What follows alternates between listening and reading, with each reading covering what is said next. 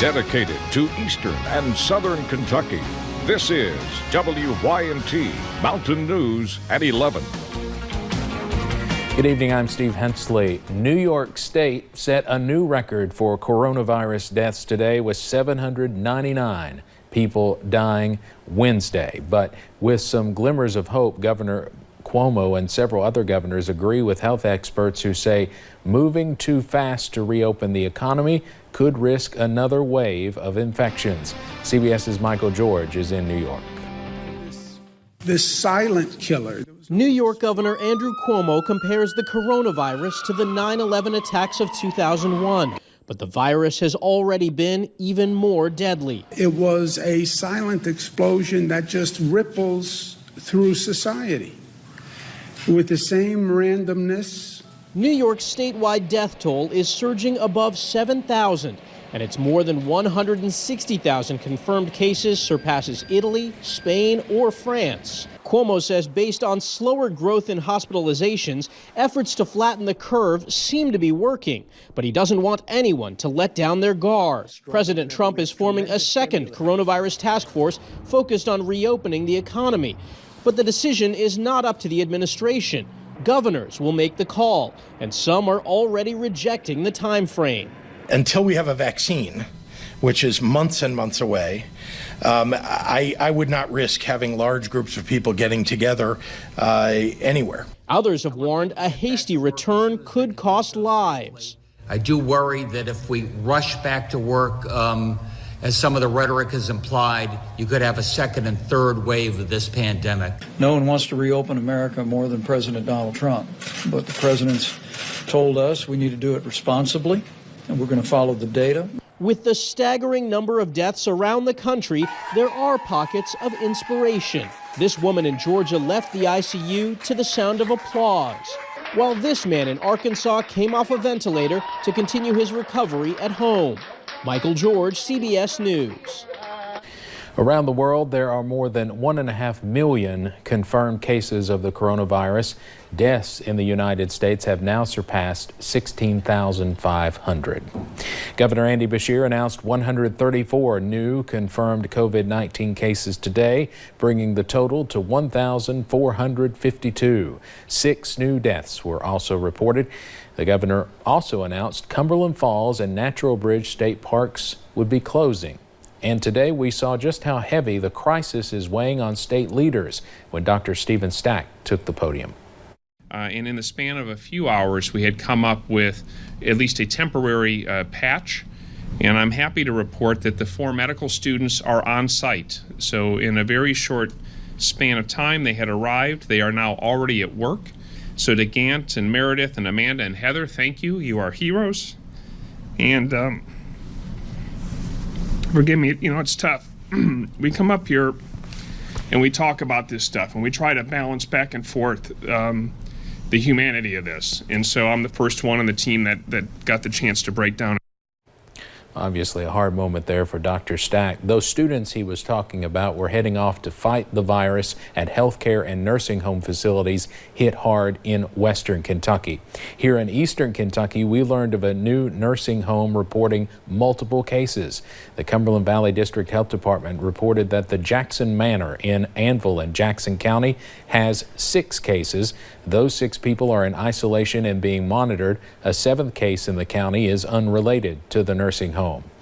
Knott County has its first COVID-19 case. The announcement was made this afternoon in downtown Hindman.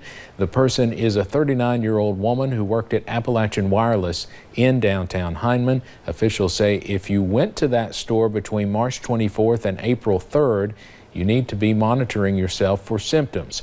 Scott Locker, the public health director in the Kentucky River District, says the people who she came in contact with at the store would be considered low risk, and mentioned that this woman will have to isolate herself for at least 14 days. He shared some information on how that works. Some individuals are actually running a fever longer periods of time. So a rule of thumb that we guide by there too is that an individual needs to be 72 hours fever-free without medication before they would be considered where they could not shed the virus and actually infect others. So that's a key number there. 72 hours fever-free, no medication. The woman is at home and she is doing okay. During today's news conference, Lockhart also said that out of the 6 cases in the Kentucky River District's counties, 2 of them have recovered. Pulaski County, certainly a hot spot in our region. This morning, Judge Executive Steve Kelly confirmed 2 new coronavirus infections. That brings the county total to 30. Now, there is some good news. 13 of those people have recovered. Of the 17 still battling the virus, 2 are in the hospital. 1 has died.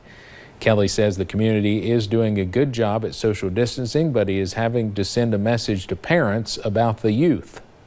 We've seen little pockets where they get together and they'll go to a parking lot somewhere and hang out, and before long you'll get, too many of them gathered, or if they want to, we've kind of stopped now going and playing pickup basketball. That was happening for a couple of weeks while the kids were out of school. They just want to get out and do things, understandably.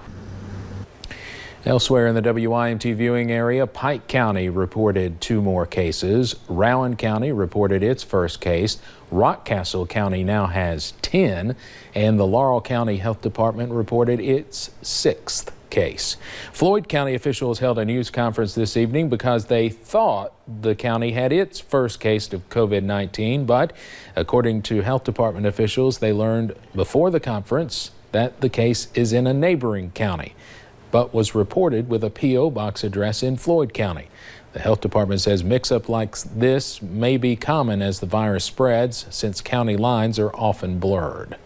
The numbers can't be exact, and people are getting just hackled over those numbers. Why did the governor report 4 cases, but this county didn't report any cases? And it's because of the dynamics of it. So once we have a case, as you can see, we are on top of it. The information about the positive case will be released by the county of residence when its health department confirms the details. We'll, of course, have updates on that when they are available. It's been a pretty nice day here in the mountains, starting to get a little bit cooler, especially as we head into the rest of those evening hours. Looking along Interstate 75 over into Mount Vernon, you could see a few clouds over there. We're going to continue to see those clouds increasing just a little bit tonight. Now, temperatures not too bad right now, those upper 40s to lower 50s, but you see those blues up north. Yep, they're on the way into our area, and those winds from the northwest going to be bringing in that cooler air. They've kind of died down a little bit, but you can still see those winds picking up until Lexington and Moorhead, and even over there towards Louisville. We are still under this freeze watch. This goes until actually 10 a.m. on your Saturday, so we'll see close to freezing temperatures tonight and tomorrow night. So most of us will be dropping into the low to mid 30s. A stray shower or 2 is possible, and those higher elevations could possibly even see some snow flurries. Now, we remain dry heading into the next few days, but soggy weather returns just in time for that Easter Sunday. I'll have the rest of that weekend forecast coming up in a little bit. Right. Thank you, Paige. Restaurants are already struggling as they've had to close their dining rooms, and after last night's severe storms, R&C Hot Dog Shack in Cumberland thought they would have to have repair costs on top of struggling to pay their bills. WYMT's Emily Bennett talked to them about how they are surviving this pandemic. They got the best hamburgers and hot dogs in town. R&C Hot Dog Shack sits on Main Street in Cumberland. We just about eat lunch here every day. 2 years ago, sisters Angela Smith and Kathy Johnson started the business as a tribute. We opened this in memory of my mom and dad. And business was good, being the town hangout spot. But now is a different story. It's slow since all this virus started. So people can't dine in, so they always come in just to sit around and talk, and now they can't do that. The last few weeks filled with stress. Trying to cover food costs and all that. And Wednesday night storms made them worry even more. I got messages this morning saying the roof was blown off, which it wasn't. It was just a piece of tin on the side of the building. But thankfully, it was an easy fix, unlike the struggle to pay their bills. We pay out of pocket. We barely cover the food costs right now, don't we? Relying on their regular customers. I'd rather trade local any day of the week that I can. To keep them afloat. They've stayed true. We thank them every day. Thankful to have a community behind them. In Cumberland, Emily Bennett, WYMT Mountain News. The sisters are running everything by themselves. They are offering curbside and delivery services. Baptist healthcare workers in Corbin are getting a $1,000 tab at 3 different restaurants. Attorney Shane Romines dropped off 3 $1,000 checks to the Depot on Main, Pizza and Company, and the Root Beer Stand, calling it the Champs tab. Romines hopes the idea will inspire other businesses to do something similar for employees at other places with nursing staff. I would like to see other business leaders step up. Of course, I don't expect them to call it the Champs tab, but step up and do similar things at restaurants and help these folks out who have everything on their minds and don't need to be worried about buying their next meal. Baptist healthcare workers are only required to show their work IDs at those restaurants. Kentucky's primary election should have been next month, but it's been delayed until June. And Governor Beshear says there are still questions on how Kentuckians could be voting on Election Day. The governor says he wants his staff to move forward with plans to have voting by mail. Secretary of State Michael Adams says he is also considering changes.